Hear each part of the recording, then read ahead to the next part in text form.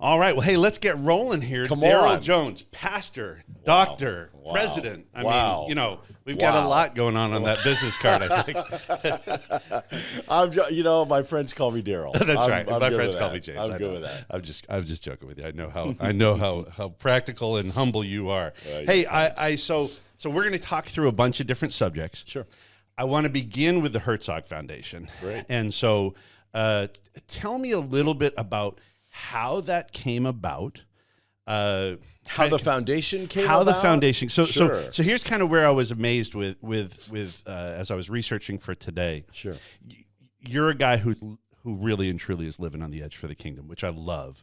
We'll get into that in a little while too. Okay. But your vocational experience right now is so different, and you are benefiting from a man who also chose to live on the edge for the kingdom and has provided his wealth to impact the kingdom through really Christian education. That's exactly right. And so I love that theme that I think so often we live easy lives, that we're trying to find kind of what the next easy piece is rather than making the audacious goal of saying, I'm going to actually obey the King of the universe and do what he tells me to do. So tell me just a little bit about the Herzog Foundation. Tell me a little bit about Stan and what his legacy is, how it's impacting the world. Stan Herzog made a lot of money. He was really gifted to make a lot of money and knew how to do it in rail. In railroad, in cargo containers, in making rail more efficient. And I've said if your community has a light rail system, Stan Herzog probably had something to do with it. And as a result of that, when he passed, it was his plan before he passed that everything that he had would be sold off and the proceeds would go to start a foundation that would advance Christian education. In reality, he left maybe 5 sentences of direction for how he wanted it spent. Oh, are you serious? Serious. So, I mean, we've talked so many times. I just assumed there would be this not at all biblical length of document that would. No, advanced Christian education was basically the thrust, and so so when I got a call from a good friend of mine who's on the board and said, "Hey, we're having a dozen people come together and talk about Stan's money and what do we do with this, and you know what, we don't have any pastors coming, but it's all about Christian education." And my friend said, "I'm inviting you because I know you, I know your faith, I know you think outside the box." He said, "I'm not calling my own pastor, I'm calling you. Would you come spend a couple of days?" And I said, "Oh man, I've got a lot, I'm pastoring a church here, multiple services, great congregation. How much money are you talking about?" And then he told me, and I thought, I can move some things around.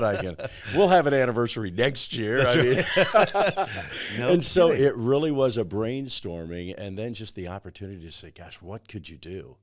And so, now, did you know Stan prior to I had this? met Stan. Yeah, Okay. he was in St. Joseph, and he was a very behind the scenes, very quiet individual, but a shaker and mover, very privately, very quietly. Okay. And it's been neat to see his children who graduated K through 12 Christian education. That's what he believed. I mean, he was very politically involved, but he believed that what the nation really needed, politics couldn't make happen. Absolutely. It's a heart transformation. Right. And it's frankly, I mean, and we won't go there, although that is one Sure. of my favorite rabbit trails. Sure. But really, like the idea that our world, we're so almost being trained to be divided. Right. And ultimately, which is relatively new.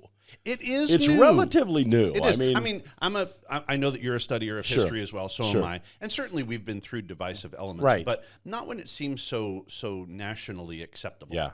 Yeah. So we've kind of lost the art of disagreeing, Right. But still loving each other. It's like, true. We've kind of lost that art. Civil discourse. Right. And that's been true even of the church. Sure. And really, we have to recognize we are not united under red or blue. No, right. We are united under Christ It's first true. and foremost. It's So I love the fact that he understood that. Yeah, that he exactly. understood it had to be Christ first. Exactly. He wanted it. He wanted the whole of his estate to go to advanced Christian education, and really, this brainstorming session was just an early start to it. And through that, the board asked would I ever consider the board of the foundation. My friend called me and said, "Hey, there was discussion after these 2 days of brainstorming, and the group is wondering, would you ever see yourself not leading the local church, but coming alongside of us and let's do this. And I will say it was the vision of that captured my heart, and really felt like God is opening a door here to shape discipleship across the country and to help help Christian schools do what you do. Mm-hmm. And the vision of that, honestly, it really was stepping out of our known world. We had pastored, for 34 years in the same church, exactly, in the same congregation, gone from youth minister for 11 years, never wanted to leave youth ministry. Right. That's still my favorite job I've ever had. Absolutely, I know right. And you get to do it. Lives. And you get to do it, on a daily basis. And so then moving into the senior pastor role, and really with no intention of ever leaving that congregation, honestly, thinking I may morph, and step out of the lead seat and come alongside and work with senior adults, the ones who'd brung me, I think was probably if I were going to write my ticket. But the fact that we were comfortable where we were could not be the reason why we would stay. Right. Given an opportunity to really influence the nation and come alongside Christian schools. Now, did Mr. Herzog, did he pursue those things when he was still alive as well? No, he had a handful of pet projects that were Christian schools that he was heavily involved in. Okay. And he believed in the product of Christian education. Right. His kids were K through 12. St. Joseph Christian School. Now his children are no longer involved in the business. The business was sold off. You know what? It was their son was involved. He's an electrical engineer in his own right. Continues on in a senior role at Herzog Corporation. Okay. But he did not have aspirations to become the president and take that on. So Mr. Herzog, clearly a visionary guy. Clearly, you can't reach that level. Yeah, of very entrepreneurial. Success. Yeah, right. Did he understand just how? I mean, it hasn't been a long time since the foundation. It's just 2 years ago. Exactly. We're not yet 2 years old as a operation. It amazes me. You guys are really on what I would consider just such a cutting edge. Wow. When this whole piece was designed, pre-COVID, when this would have been thought through. Exactly. Exactly. So the timing of it. It's remarkable. I mean, it's almost like God's in control, if right? you didn't know. But I mean, really, like COVID was such a revealer to me of the importance of Christian education. Right. That both of us are ordained pastors, sure, and function in different worlds. Right. So I'm always watching the trends, and we see during COVID this trend where church attendance is on a rapid decline. Right. I mean, a terrifying decline. Right. And yet at the same point, I'm watching, facilitating in Christian education, I'm watching Christian school attendance have this marked increase. Right.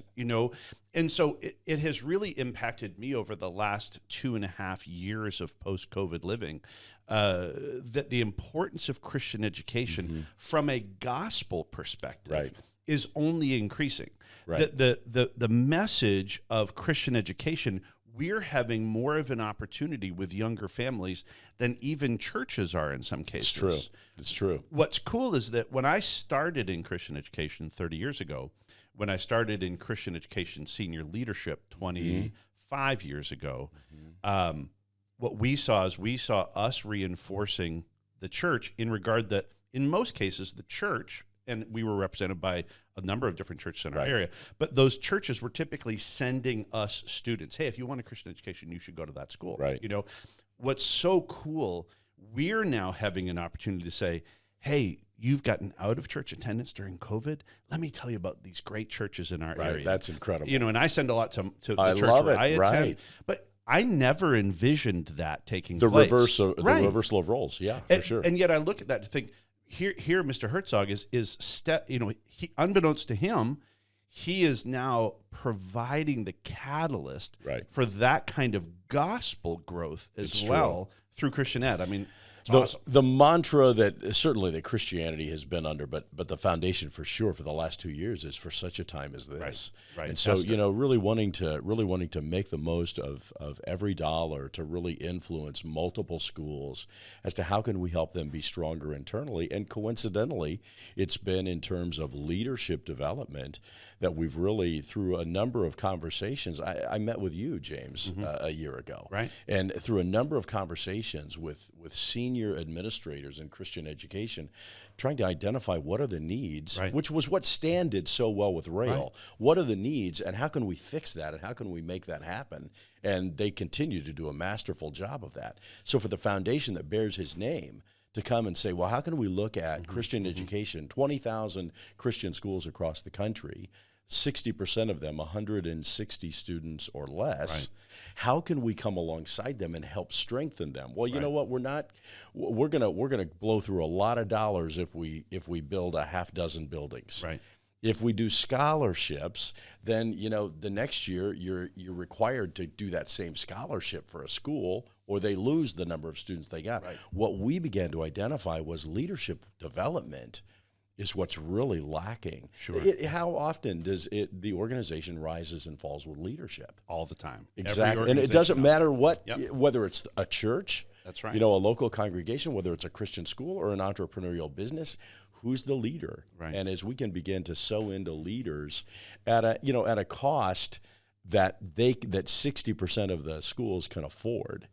Our leadership development series, it's really been exciting to see higher education institutions that are following us and really asking our permission to create a master's in education with a focus on Christian education management. That's great. That wants to use the 6 boot camps, our 6 boot camps, as the foundation of that master's degree, and then they'll supplement it with additional reading and writing to make it master's level work. Well, and that's such a crucial piece. Really, what I know that in my field of senior leadership in schools, there is a real shortage coming. Right. I mean, I know that on a national perspective, I'm sure everyone who's listening has heard about the teacher shortage. Sure.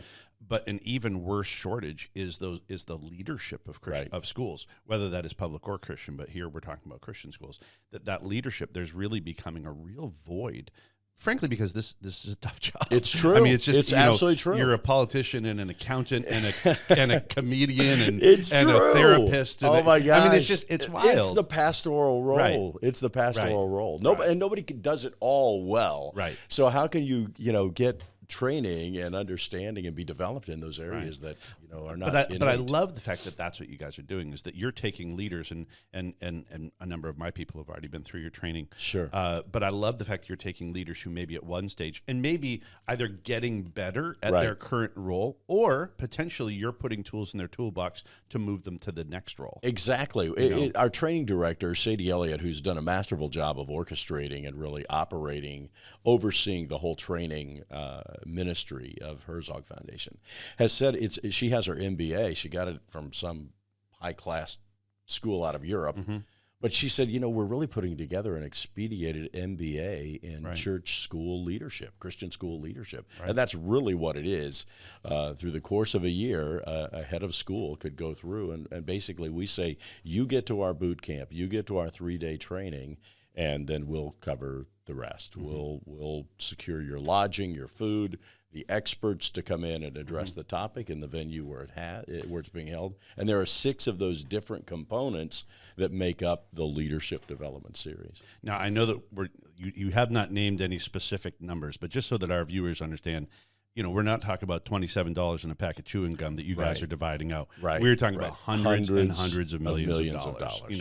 So this is a large investment for Mr. Herzog's legacy to be impacting. Right. And with that kind of money, boy, listen, you can make a huge, huge impact. That's exactly right. And the board has been laser focused that they want every dollar to influence multiple schools and not just one. Mm-hmm. And so with that in mind, I mean, it's really, biggest bang for the buck, because it is hundreds of millions, but I've said it's not hundreds of billions. Right. And, when you look honestly at the government schools, it's almost like an unlimited. One person told me when they were a superintendent of schools, their job was to manage a guaranteed income. Mm-hmm. When they left that post and went to Christian education, they said, now there's no guaranteed income. Now you've got to find the income, that affects how you manage it. Right. And there's a real entrepreneurial spirit that has to take place on private ed. I mean, unlike public ed, it's true. You have to be the entrepreneur. You're not looking at tax dollars. Yeah. You're looking at finding the dollars. Right. That's right. And That's a huge part of what we're doing. So so don't judge me over this at all, Darrell. Okay, but we've had these huge lotteries taking place in our country. I promise we're not going to talk about lotteries. No, you bet. But I will say this, right? It's been over $1 billion, right? The lottery that they're going to clear. Now, I know. I played it. I bought one. James. Now listen, if there are listeners who are turning us off right now, they're going to have to turn them off. Let me tell you this. I'm glad you didn't win, but I wish I would have. But That's right. And I didn't either. but I really did when I was playing that lottery. I did start thinking like, what would you do? I like my house. I've got a nice truck. I don't really need anything new. Sure. But really, I would take that and impact Christian Absolutely. education. Absolutely. I look at what the future holds, and I've never been more excited about what Christian education provides for not just our region, but also our nation. Right. And really that idea, right now we're seeing so many states moving towards dipping their toe in the water of school choice. Right. Yeah. And that's why I'm so excited about the Herzog Foundation, because I think you guys, again, the Holy Spirit had already orchestrated it out, but I think you guys are going to be able to be right on the front edge of this wave that's coming. We see all of these states that are experimenting with what that's going to look like when we look at the idea of free choice. Right. And I kind of went through and just popped through a few of the different spots where we're really seeing this, but we're seeing it in a number of different ways. Sure. Like here in the state of Georgia, we have SSOs that are providing, like the one that we use primarily is Goal. We also use Arete. And that's kind of a state dipping their toe in the water of seeing what that looks like, where this is a tax-funded program for private school kids. And I know in 2022, the state of Georgia had committed $100 million. In 2023, they've committed $120 million. And the question or the argument, maybe even the complaint from the secular society is, well, all you're doing is giving $100 million to private schools. The Kennesaw State actually did a research study on this, where they talked about a $54.8 million positive impact. So when they committed $100 million, they received $154.8 million benefit back to the state. So now, once they realize that there's a categorical impact that is financial in nature, now all these other states are saying, well, we should do that. That would be nice for us to do, because they recognize the financial impact. We're seeing that, but in the same regard, we're seeing other states dip their toes in the water as far as providing school choice in a lot of different areas. Is that something that you guys are considering as well? It's funny you say that. In the state of Missouri, July of 2022, the Missouri state legislature voted and the governor signed the bill that became law that we now have education savings accounts. And the governor's office set it up through the treasurer's office that there would be 6 different clearinghouses across the state that could take those tax dollars and shuffle them out in terms of $6,300 scholarships per student. Right. We felt like we need to be in that arena. Right. And so went to get ourselves qualified as a foundation to be able to receive those and have become one of those clearinghouses. Fantastic. And in the state of Missouri, we have given out, of the 6, we have received more dollars and we have given out more scholarships than any of the other 5. So I'm excited about that. I had no idea that you guys and that happened in July. Now here was the challenge. It happened in July that now you can start receiving money and giving scholarships, but in August school starts. So I mean, our team was scrambling to say we've got to hit the ground running. But that's kind of the way that we roll at the Herzog Foundation. Right. Let's hit the ground rolling. Well, and again, I recognize in a lot of businesses we have the tyranny of the urgent. But in here, it's the urgent of the urgent. Absolutely. Because really, the changes that are taking place that are progressing Christian education are happening so rapidly. It's true. That you have to have organizations like yours to respond. Absolutely. And the other piece that is interesting, and I think Dr. Weirn at Kennesaw State was the person who discovered this as well, but it's that public school does better and performs better when there is a local market that includes private schools. Correct. It's the market requires that we produce a better product. Competition is a good thing. Competition breeds excellence. It just does. So and I think that's a mandatory piece. There is a lot of legislature. We've had a guest on with us who's a high-end attorney with Alliance for Defending Freedom, Dave Cortman. Great. And we've been following so much legislation that's taking place with this idea of dipping their toe in the water for school choice. Sometimes it's financially related, which the goal program is, the SSO you're working with is.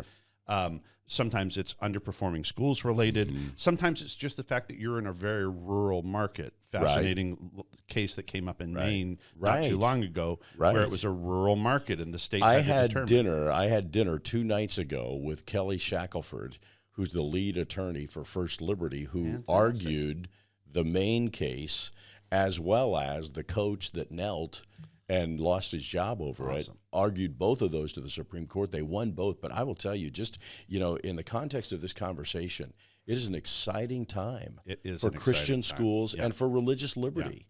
Some unprecedented things that we've seen certainly since June of 2022 that have been handed down from the Supreme Court that will have long-standing ramifications for people of faith and certainly for followers of Christ and for Christian schools. It's an exciting time. Well, and I have loved the fact that so many of these, I call them experimentations, but it really is kind of an experimentation in legality of funding education, but they're not tied to religion.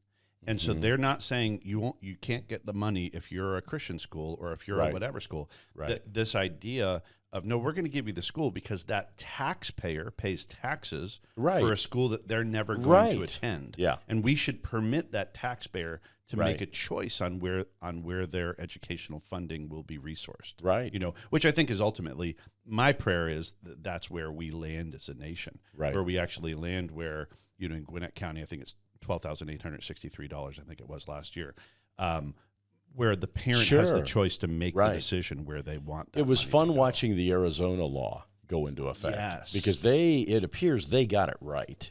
And it really does follow the students. Well, Arizona, the northern portion of Michigan, and the western portion of Ohio are all experimenting with some pieces that are truly school choice. They're not backpack bills. They are not being based on finances or the rural nature of your division or an underperforming school. They are just saying, you're a parent, here's $6,000. Spend it where you want it. And really that's where it should be. Now, the challenge for that, and I think this is the part where a lot of times maybe Christian leaders don't understand fully the implications of that. But the challenge of that is that, hey, then it means that if there's going to be a Buddhist school, there's going to be a Buddhist school set up as well. There's going to be and this is where we have to just say, yes, that's what it's going to be like. Absolutely. If our truth is truth, then our truth will still rise to the surface. Truth is always truth. But religious liberty is freedom and justice for all. All right. So just because I'm fascinated and my ADD won't let me go I on love from that about you. You said that Stanley Herzog, he puts together a few rough notes on what. Explain that to me a little bit more, just because I don't think I can what I think he was. I think it shows the strength of his leadership. Okay, so number one, he hand selected who he wanted to be the 3 members of his board. Basically, in essence, he said, "I want you to manage my affairs."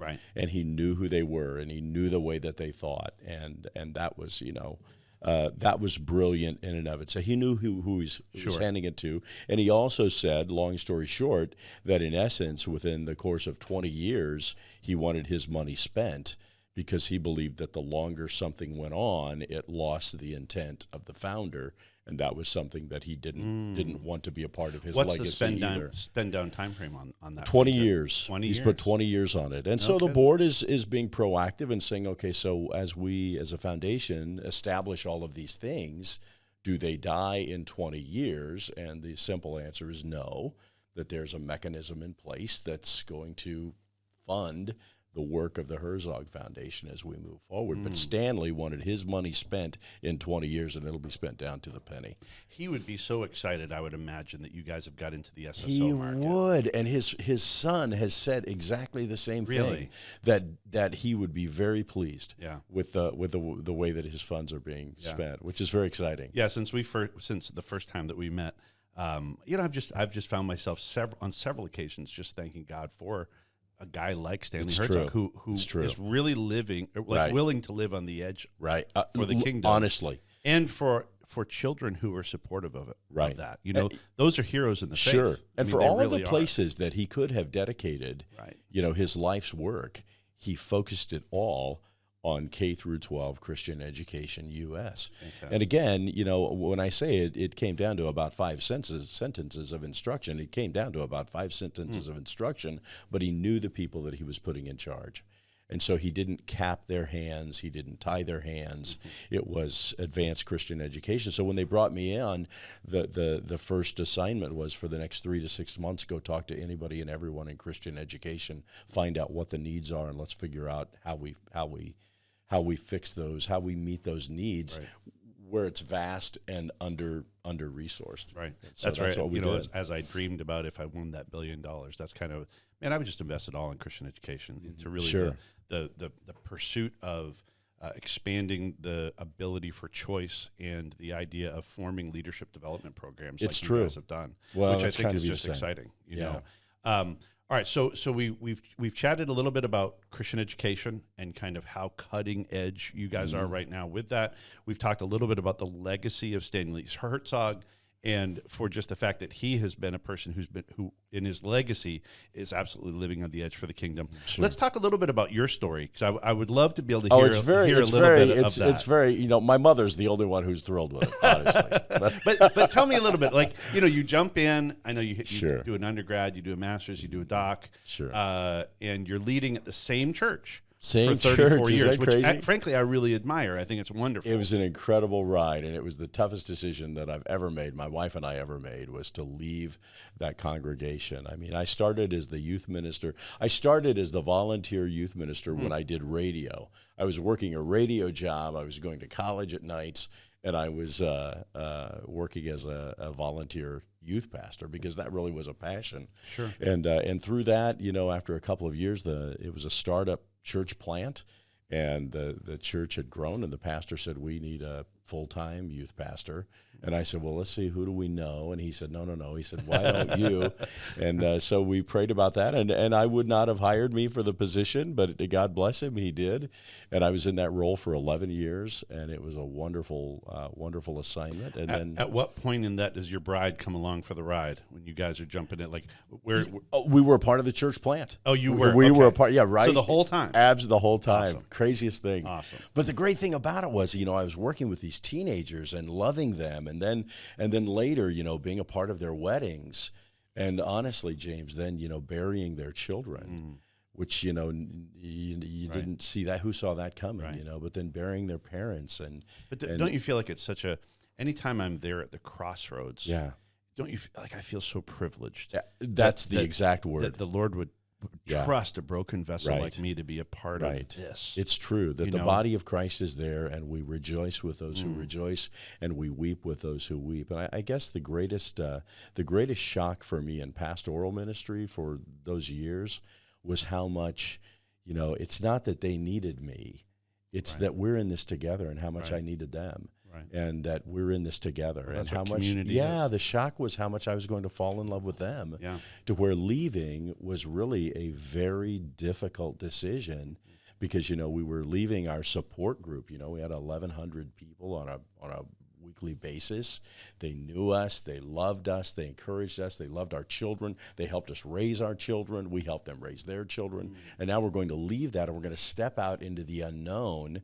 I know a couple of board members of this foundation that's not operating at all in a whole new community. There's no, there's 5 sentences of instruction, but just really stepping out into the unknown, but really believing that God is leading, and that he's there, and that he'll make the right connections. And honestly, even 2 years after that, crucible, that very challenging decision to see that, God's hand really is in this, and the connections. Good heavens, I'm sitting here with Dr. James Taylor on the Joy of Leadership podcast in Decula, Georgia. That's what right. in heaven's name has happened?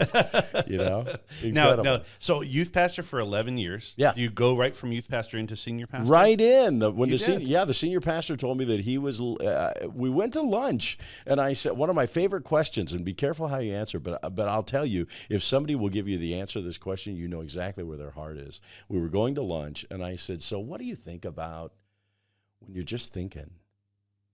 And he was driving the car, and he looked at me, and he said, I think my time's about up here, and I think the Lord's moving me on.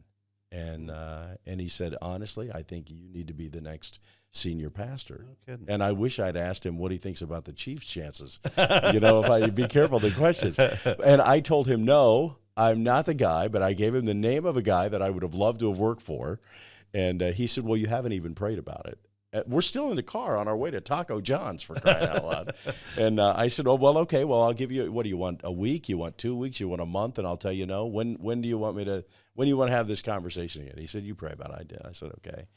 And I did, and I think my prayer sounded, I know my heart intent was, Lord, this is the most ridiculous thing that anybody would ever bring up. I don't want that. I'm doing youth ministry. How can that be a bad thing? Why would you want a content youth pastor to move out of that role into a senior pastor role?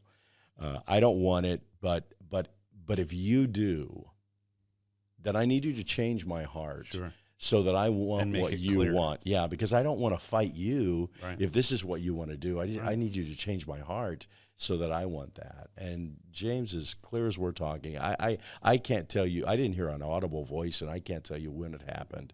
But 6 months later, my senior pastor said, hey, have you had a chance to pray about this? And I said, I have. And I'm scared to death, but I think you may be right. Fascinating. And Did then you go that and do entered your a whole new doctorate after that? after point? that. Okay, Mhm. so there was about 15 years, 15 years between my MDiv and my doctorate ministry. I think that's such a clear part, right? A lot of times people think, well, hey, I'm just going to walk into the unknown, and somehow I'm going to be supernaturally imbued with everything that I need. But there is still a point where you say, hey, man, I know how empty my toolbox is with the tools that I need to do this gig. And so I'm going to still go out and get That's exactly right. more education. I'm going to prepare myself. That's exactly right. You know? And, as you know, at the master's, but specifically at the doctoral level, it's more self-directed. Sure. So it's funny, when I finished my master's, so I went my bachelor's degree took me 6 years to finish my bachelor's degree. I'm married at that point, in the process. I'm a young father. I'm going to college. I'm working radio. By the time I graduate, I'm working, at the church full-time and studies. And then I finished that, and I'm going right into an MDiv, which was a 3-year, pretty intensive. It's a big program. I finished the master's degree, and my wife said, hey, by the way, if you ever decide to do doctoral work, I wish you and your next wife all the best. I think you two are going to be great. So there was really a 15-year span where I felt like, what, now I have more questions. Right. That I would love to be able to have classical education to focus on. Sure. What's the response? What's the answer here? Well, I've always found like the more education you get, the more you realize you don't know. That's exactly right. That has certainly been my experience. It promotes humility Yeah. in us. Just with you talking about your wife saying, she'd like to meet your second wife. Yeah. Literally, my wife would. She was mad at me at this day, but the day that I was graduating from my doc, I've literally got the gown on. I have the thing, the certificate in my hand. Yeah. We're walking out to the parking lot to take pictures with our family, and I said, I think I'm going to do a JD next. I think I'm going to do a Juris Doctorate. Were you kidding her? No, I was totally serious. serious. Right, I know. And she was like, in the back of my mind, yeah. She smacked me, and she's like, I don't think so. That's exactly You're going to have to right. find someone else. I know. So, needless to say, I do not have a JD. Gosh. Yeah. But, Yet. That's right. The Lord works in mysterious ways, brother. But cool. pretty neat. All right, so I want to ask this question as well. So 11 years as youth pastor, 23 years as senior pastor. And coming to that over a 6-month period of prayerful belligerence, maybe. Sure. So how do you stay fresh at the same organization for 34 years? That's the $1 million question. That's a great question. I think they number one, and you'll appreciate this, attention deficit disorder is a gift. I don't know how pastors do it without it, to be honest with you, but I really am that way. Right. I get bored easily. And over the course of 34 years, I really had the opportunity. It was so funny. I used to drive my staff crazy. Every spring, here's the answer. Here's the serious answer. Every spring and every fall, I would get away for a week at a time with no agenda other than just my Bible and a legal pad. And I would get alone, and I would say, Lord, what do you want to do now? Okay. And over the course of just reading whatever text may just come to mind and beginning to read a context, or just spending time on hikes, and saying, Lord, what do you want to do now? And coming away every time. And there were times where I would, again, never an audible voice, but certainly a leaning that, you know what, I've never paid attention to this. We need to look at this. And sometimes it had everything to do with moving the church forward. But I'll be honest with you, there were times it had to do with moving me forward and me being the godly man that he wants me to be. And as the Lord, you know, in those times would begin, you know, zooming in on me and showing me areas of weakness that, hey, you know, is this really all there is here for you? And beginning to pursue further as I grow in my walk with the Lord, that influences the congregation as well. So there were times where it was very congregation specific, and there were times where it was our community specific, and then there were times where it was the man specific. But I will tell you, it never came at a good time in my calendar, but I always blocked off a week in the fall and a week in the spring. That's where excellent. I would get away for a week. And, you know, the church could get along fine without me for a week. But it was funny, they would always be so afraid when I came back because I would say, hey, you know what we could do? And they would be like, oh no, here we go. Right. But that's good. Like, I've asked that question of a bunch of guys over the last 5 or 6 years. And really, you know, this is just my third place where I've been. I was 12 years at one, 15 years at another. I hope to be here cool. at least that much here. Sure. But I've chatted with guys who have been 25, 30, 40.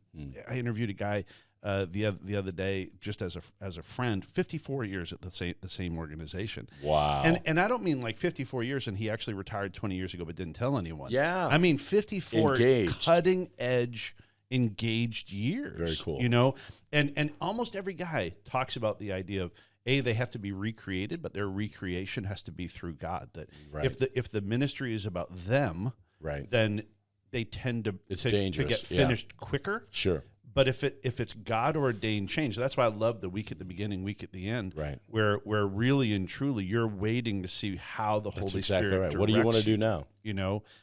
Which is frankly just it's a beautiful thing. I was jumping in this morning and teaching a men's Bible study, which I do every Friday here. Cool. And we were covering the section of Scripture, and it was basically unearthing the idea of when we move from following God from a rule-oriented position to when we move to following God because our desire is to know Him, because we love Him. That's good, right? And that transition, listen, for some folks, it never happens. Like people who just do religion rather than personal faith, some people have never hit that behold mentality, right? 1 John 4:19 talks about the idea of we love because he first loved us. Like when we recognize what God has done for us, then we behold him, and then our desire flows from love rather than a fear of a terrifying God who wants to zap us. It's true. And you know what? Beyond my own specific life context, when you look at culture, when you look at where we are at this season in world history, it's making that transition to where my confidence is in the Lord that really makes it bearable. I mean, you know, runoff elections in Georgia are becoming the routine, right? And yet, at the end of the day, the government will be up on his shoulders. That's right. And no matter who ends up making up the presidency, the House of Representatives or the Senate, I'm following the Lord. My life is in his hands. He has a plan for us. Don't know how it's going to end up, but I know ultimately how it's going to end up. That's right. And it's a good plan. Yeah. And it's really what you're talking about with that idea of kind of being re-energized by the Holy Spirit. It's that idea of beholding. I mean, it is true. That idea of us pulling back from what's us. I think when I was a young leader, and I would be casting vision. You know, there's this pressure on every senior leader to be some visionary mascot, you know? Right. And I think a lot of my vision, I mean, if I'm honest with myself, I think it flowed from James. And I think as I've gotten older, I've recognized it shouldn't flow from James. I mean, the book of James. Yeah, I mean, the book of James. That one. The guy who's in my mirror. Yeah, I've met him. He's no James. But you know, I think it's flowed from me all too often, rather than truly flowing from the Holy Spirit. And as I've gotten older, I've recognized, you know, you kind of become smart enough to know that you're not smart enough. Yeah, right. You know, and you recognize you have to trust in God. So, are you still doing that at the Herzog Foundation? Are you still taking time? I do.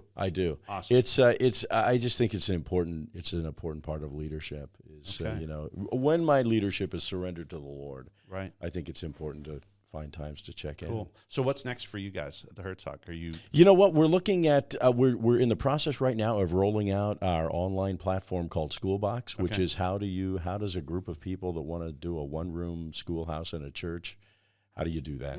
State specific. And whether it's a one-room schoolhouse or a K through 5th grade, or whether it's a 2 to 3 day a week hybrid, or if it's a 1 day a week homeschool co-op, where do you start and how do you do it? And you're writing the business plan and the curriculum for that? Yes, it is an online platform that we soft launched in August in Loudoun County, Virginia. Have you heard of Loudoun County, Virginia?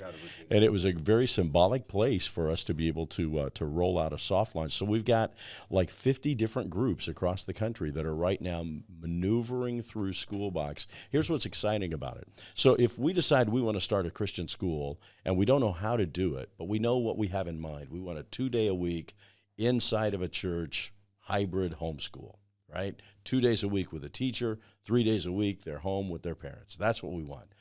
Schoolbox will not only walk you through what are the steps to make that happen that are state-specific, law-specific, focused on curriculum, focused on what do you need. The real secret sauce is we'll go find somebody in the country who's leading that kind of school, and we'll pay them to coach you a couple of hours through each step. Fantastic. So when it comes to what curriculum should we use, what's out there, the person running a 2 day a week hybrid homeschool that's classical in a church can tell you, okay, here are the big three, here are the pros and cons of each. This one would probably be the best for your school. So you're not necessarily writing the curriculum, you're facilitating the leadership training. That's true to what we do. Exactly.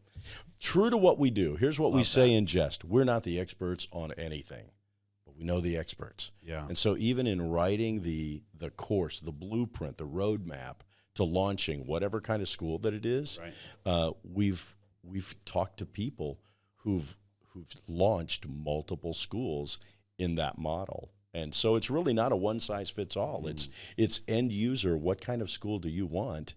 And we can show you the steps to take. And we, through our leadership development series, we've got people graduating through these steps that we've had an opportunity to get to know more of and can say, hey, this person can ride shotgun with your launch team virtually and coach you through this process. And we'll pay that mentor to serve in that role. And so excited to see it's in soft launch right now. We're looking likely mid-March of 2023 for a major rollout in Baltimore, Maryland. There's a major there's a great accrediting agency that has a number of schools in the pipeline, but they don't have the wherewithal to launch as many schools as they have need.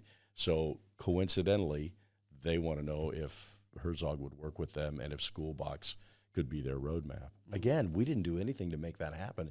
It's just the Lord making these amazing connections for such a time as this. And with 5 sentences of instruction from the founder of this organization, causing the inception of this organization, I guess I should say, when you look at Mr. Herzog's rudimentary instructions, boy, the philosophy of saying we're going to go about training up leaders for the mission rather than necessarily writing checks. Right. Yeah. Correct. Fascinating. Correct. That is really. It's been a fun ride. Anxious to see. And I honestly, I think we're just now getting our wheels. We're in a facility that's our own. It's our home. We know stuff is where we left it. as opposed to picking up every week and we're going to go do a boot camp here and boot camp there. We have been able to forge a number of interesting relationships with organizations that love the foundation and love what we're doing and have partnered with us and made their facilities available. Probably a third of the time we'll still do our boot camps on the road, but 2/3 of the time, Smithville, Missouri, Herzog Foundation. But in 2023, we are scaled. We'll lead 50 boot camps in 2023. Wow. So strike while the iron's hot. That is fantastic. And I love the fact that God has you up and running in a facility that you purpose built and really ready for what this next decade is going to be the most exciting decade since Christian education began. I mean, I am convinced of that. It's exciting. And I do feel like your organization is going to be right there for the front praise edge the Lord. of that wave. We've got School Box is one lane. We've got the Leadership Development Series is one lane. ReadLion.com. You're familiar with the Lion, a bold voice for Christian education. God's really using that to be a bold voice for Christian education, really speaking to Christian and conservative families that are frustrated with the government option of school. And trying to make the case for, if you think that Christian education is glorified vacation Bible school, you should really take another look because there's good education that embraces your faith. Well, I say it all the time. I say, if we're going to be involved in Christian education, we have to do the Christian part well, and we have to do the education part well. That is exactly right. You have to have both sides of that coin, or else you're not being in true response. It's true. And oftentimes you can find Christian schools that are more Christian than school, and Christian schools that are more school than Christian. Right. And I believe you're exactly right. That sweet spot is Christian education. That's right. And what you've tapped into is that flows from leadership. It flows from leadership. It just it's does. true. It just does. Darrell, hey, it has been such a privilege to have you on the show. What a treat. Always a pleasure to be with you. Can't wait to give you a tour through the Herzog Foundation. I'm going to get out there. And it's on my list. I would love that. Within the next 12 months, I'll be out there for sure. Let's do it. Darrell, great to have you on here. Thank you for all the impact you're having on the kingdom through Christian education. And we thank the Herzog Foundation and really Herzog family, who are heroes in the faith, absolutely leading on the front lines of where our nation is going from an educational perspective. Well, praise the Lord. Lord, use us. And listen, thank you for what you're doing in this corner of the world, specifically for 2 children named Joni and Charlotte. Love you guys. Love your mission. Thank you, brother. Appreciate it. Thanks.